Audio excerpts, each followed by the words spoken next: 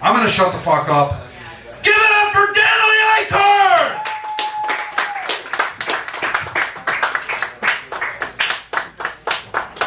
Still friends? Yeah, we're still friends. First, I'd like to offer a word of warning to anyone who doesn't come here often or if it's their first night here. This was my gateway poetry reading in Cleveland. This was the first one that I came to in the Cleveland area, and, well, look what it did to me, you know? So, let's just sort of take that into consideration. You think it'll be just one poetry reading. Yeah, it's just once a month. You just go to one a month, right? It doesn't work that way. So, since Nick mentioned my beautiful garden, I figure I should start off with a gardening poem. This actually I did write. I was living in Lakewood, living next door to a woman who had a garden, and this poem is called Basil. It was inspired by one of her plants. You know what? I don't really need a mic stand. I, in fact, hate mic stands. So this is called Basil. Oh, well. I could tell that. Thank you. Basil. So wise men laugh, and foolish men they cry, to see that all beginning has an end, that if you let it flower, it will die. Though we may never know the reasons why, what's broken well our hands can never mend. So wise men laugh, and foolish men they cry.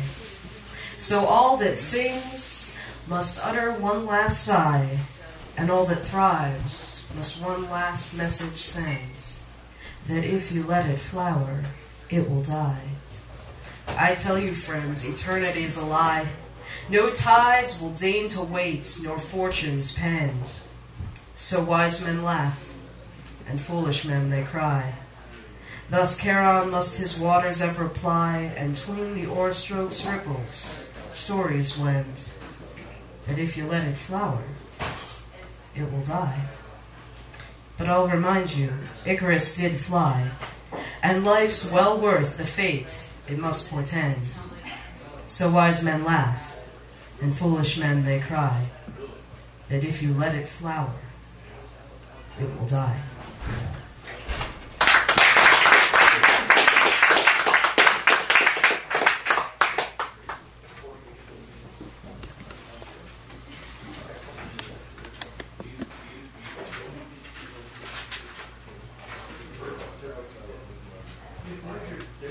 This is a poem I rewrote recently, because I've been on a real spiritual poetry kick. But this is called Ecstasy. We can't really expect that once we climb to the top of the mountain, we could then ride the gondola back down and live enlightenedly ever after. For enlightenment exists only in the moments, that apotheosis second when we've reached past the partitions we have so artfully arrayed between ourselves and the divine. The mental flood walls we built to prevent ourselves from drowning in the inscrutable mystery of unbearable unity and transcendent love, which exists equally in all directions. For any experience can transport us there, provided we focus deeply enough to shatter ourselves on it, letting life crack us open, pour us out of our skins, and let us seep through those barriers, osmosing ourselves into the divine, for one eternal second of now. But tomorrow always comes. We retreat to our comfortable cells because we cannot live outside of them for very long. But we had a moment, an indescribable moment when all was clear and truth was simple and we saw that it was good. Those moments have the power to transform us, even if tomorrow it all seems impossible. For faith is believing that it really did happen and can happen again.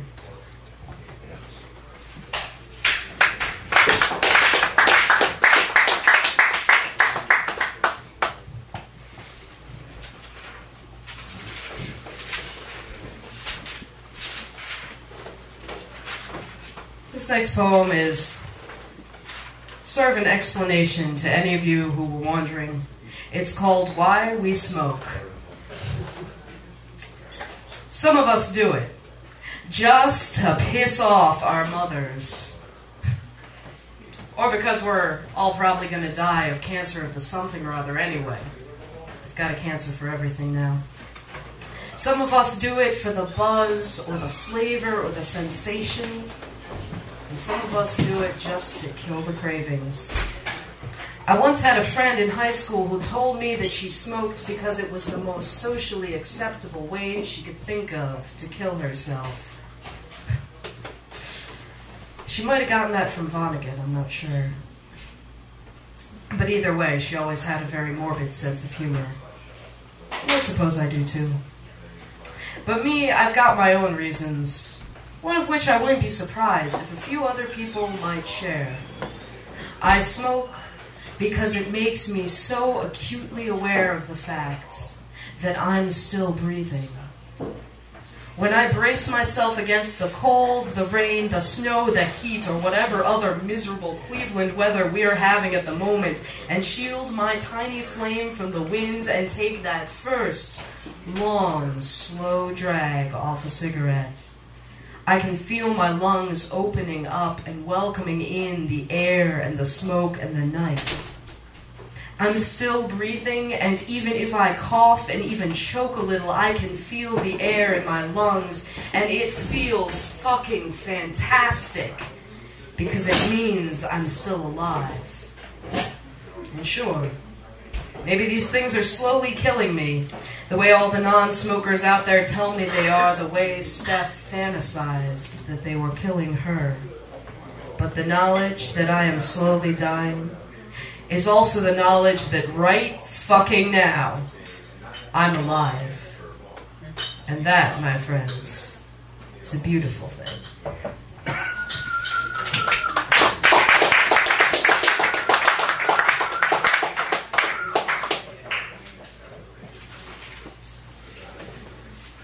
I'm going to take you back in time now for a moment. I found this the other day, flipping through my books, seeing what I wanted to read, and this is also sort of an explanation. This is something I wrote in high school, so excuse the lack of form in some places. But this is called Why I Hate Children. Children are so perfect in their innocence, in their expectation of Eden and their immense protestation when it is not given to them. That acute fury which surges deep within the primordial psyches, that violent aversion to being born into a world of human suffering, far more savage than simple nature. Learning the bitter grief of not pain, but discomfort. For that beast within us could endure pain, striking amounts of it, in fact. But discomfort? That's a different matter. For we have lost our bestial capacity to be comfortable in the world and ourselves.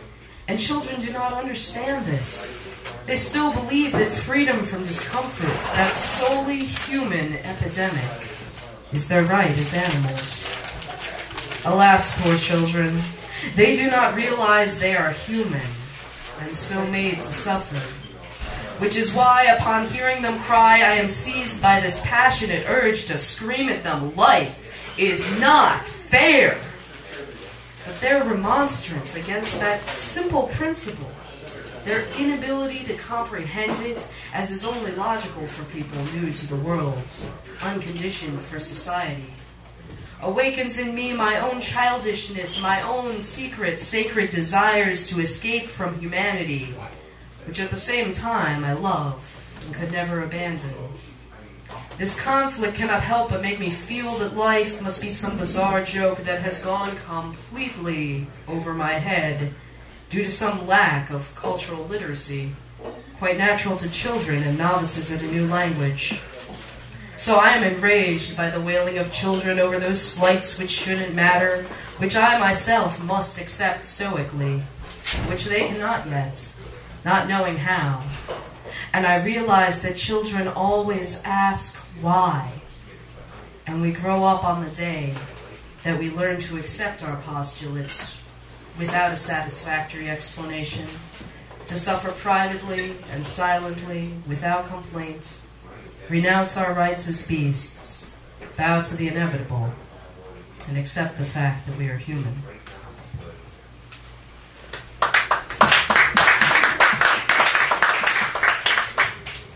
This is called sand. Once, there was a sand dune who fell in love with the wind. And the sand dune believed that the wind must return her love, for from time to time, the soft, gentle wind would fly down and kiss the sand dune. But each time, a few grains of sand would fly away in the wind, until after many such momentary trysts, the sand dune was worn down. And as those last few grains of sand, stacked one atop the other, gently blew away, the sand dune cried out in anguish, "Wind, how could you do this to me? I thought that you loved me." And the wind replied, "But I am simply the wind. I fly where I fly." And the sand dune called back, "But how could this be? I love you." And the wind replied, "Then what does it matter to you how I feel? You have loved me, and in the beauty of that love, you have been transformed. So now go and be what you are. Be simply sand."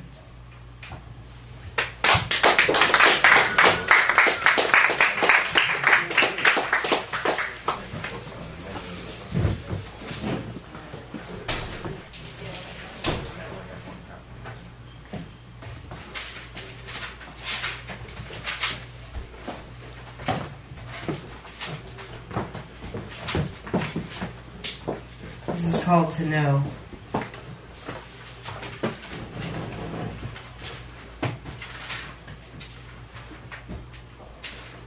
And I will find it if I know where it is. Ha ha. Yes, it is here. This is called To Know. I want to know you. Want to know where you come from and where you're going with all this. Want to know the actor without the costume. I want to plunge myself into the seas of your mystery and swim until I discovered the volcanic isle of truth at their center. I want to insinuate myself into your universe to see the world anew through the lens of your vision. I want to know your desires and the garden where you sit, waiting for your chance to fulfill them. I want to learn your questions and the valleys you wander in search of their answers. I want to understand your contradictions and the towers you build to justify them. I want to know your secrets and the stones you use to mark where you buried them. If you would grant me such knowledge, I would gladly come and lay all my own naked secrets before you, because I want you to know me too.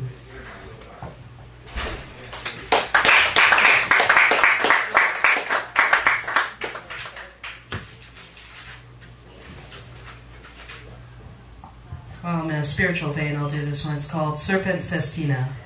Sestinas are one of my favorite forms. They're great.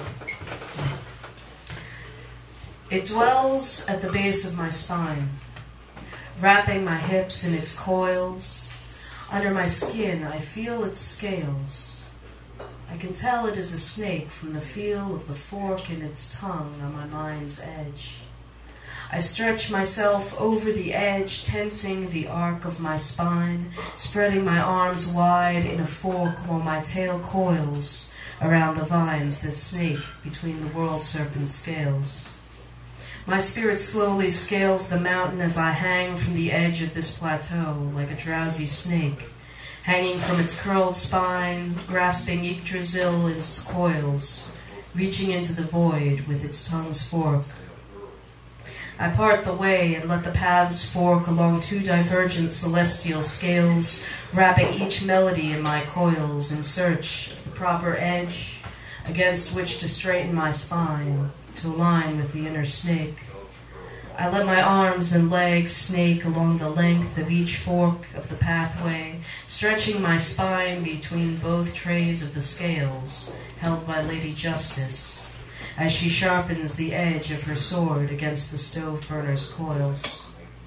Between the spirals of my coils interweaves the Ouroboros snake, circling in a singular edge containing neither fraction nor fork, as the serpent of fire scales the ladder of my spine.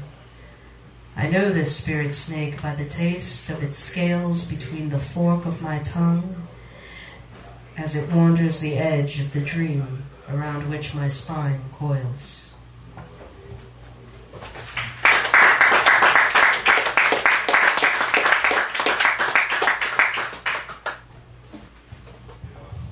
This is another poem I wrote about smoking, because I write a bunch of those. This is called Craving.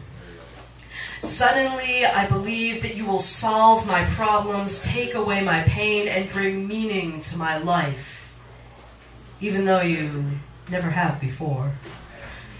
I imagine how your warm, smoky coils could linger around me scarf-like on some quiet January street corner. How your scent would linger on my sweater, jeans, hair, like a lover's perfume, wickedly betraying my attractions, revealing our trysts to the second-hand worlds.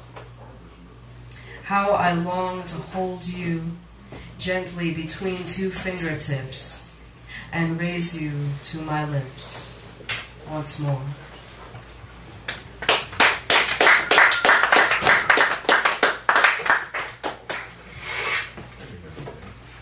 I'll read a little bit of my more recent stuff.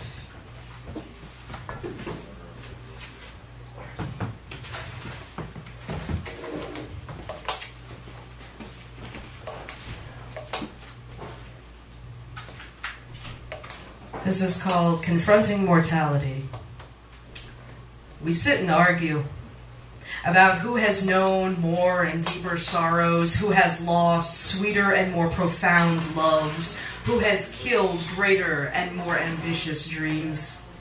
We argue over whose continued existence is the greater folly or the greater miracle.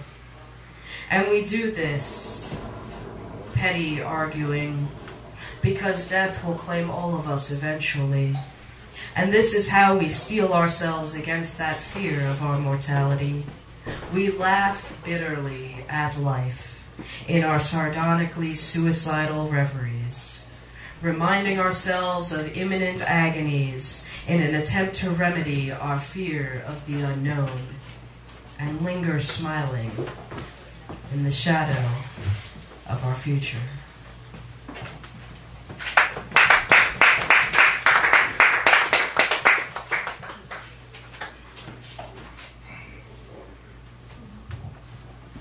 This is called Looking Back. I miss the things I've left behind sometimes, but only sometimes. I miss the past idealized by the distance of time, the memories of things as they never really were, and as I know they'll never be, even if I went back, which I can't. I miss the good times I should have had in college. I miss the girls I should have kissed. I miss the poems I should have written. I miss the moments I should have stopped to savor, which were probably nothing like what I imagined, because I didn't take the time to find out. I miss Oberlin for everything it could have been for me, if I had let it. But this is all an idle speculation about a past that might have been different, and it betrays simply a disappointment at the presence it turned into instead. I left, and I cannot return, but I still look back over my shoulder sometimes and wonder, but only sometimes.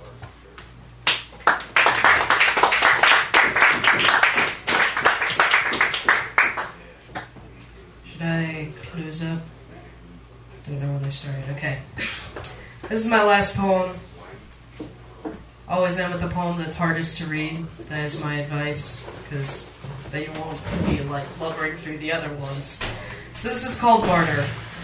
And this poem is dedicated to all the men, women, and transgendered people who have ever been victims of emotional abuse.